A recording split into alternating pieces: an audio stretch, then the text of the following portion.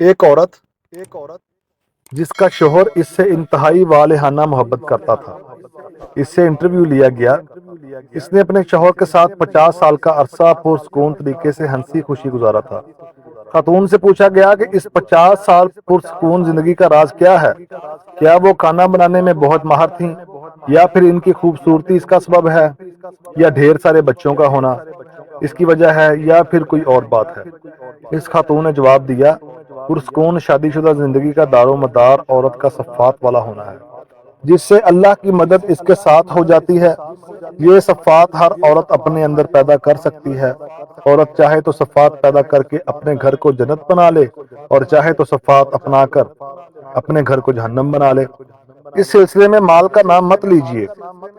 بہت ساری مالدار عورتیں جن کی زندگی اجیرن بنی ہوئی ہے، شوہر ان سے دور دور رہتا ہے، خوشحال شادی شدہ زندگی کا سبب اولاد بھی نہیں ہے۔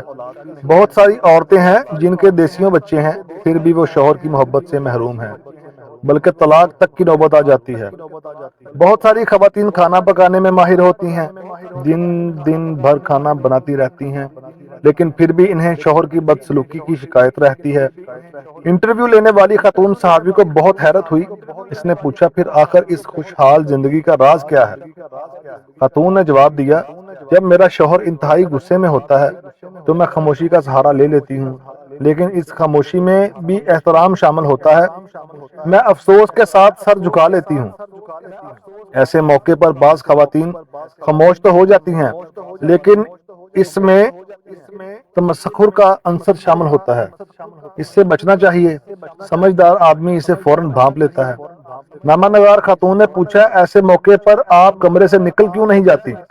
خاتون نے جواب دیا، نہیں، ایسا کرنے سے شوہر کو یہ لگے گا کہ آپ اس سے بھاگ رہی ہیں، اسے سننا بھی نہیں چاہتی ہیں۔ ایسے موقع پر خاموش رہنا چاہیے، اور جب تک وہ پرسکون نہ ہو جائے اس کی کسی بات کی مخالفت نہیں کرنی چاہیے۔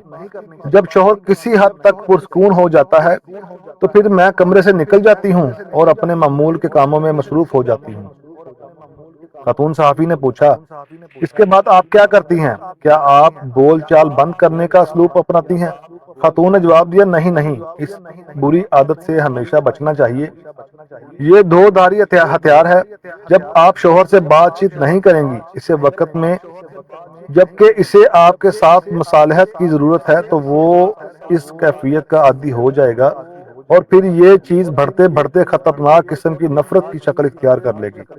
صحافی نے پوچھا، پھر آپ کیا کرتی ہیں؟ خاتون بولی، میں 2-3 گھنٹے بعد شوہر کے پاس ایک گلاس جوس یا ایک کپ کافی لے کر جاتی ہوں اور محبت بھرے انداز میں کہتی ہوں، پی لیجئے۔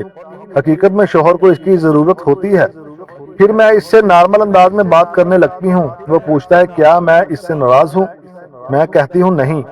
اس کے بعد اس کا رویہ ٹھیک ہونا شروع ہو جاتا ہے اور خوبصورت قسم کی باتیں کرنے لگتا ہے، مگر میں نے کبھی اپنے شوہر کو جھکانے کی کوشش نہیں کی، ہمیشہ اسے سر بلند ہی رکھا۔ انٹرویو لینے والی خاتون نے پوچھا، آپ اس کی باتیں مان لیتی ہیں؟ خاتون بولی، بالکل، میں کوئی اناڑی تھوڑی ہوں، مجھے اپنے آپ پر پورا بھروسہ ہوتا ہے۔ کیا آپ چاہتی ہیں کہ میرا شوہر جب غصے میں ہو تو میں اس کی ہر بات کا یقین کر لوں، اور جب وہ پرسکون ہو تو اس کی کوئی بات نہ مانوں؟ خاتون صحافی نے پوچھا، اور آپ کی عزت نفس؟ خاتون بولی، پہلی بات تو یہ کہ میری عزت نفس اسی وقت ہے جب میرا شوہر مجھ سے راضی ہو اور ہماری شادی شدہ زندگی پرسکون ہو۔ شوہر بیوی کی عزت نفس سانجی ہوتی ہے۔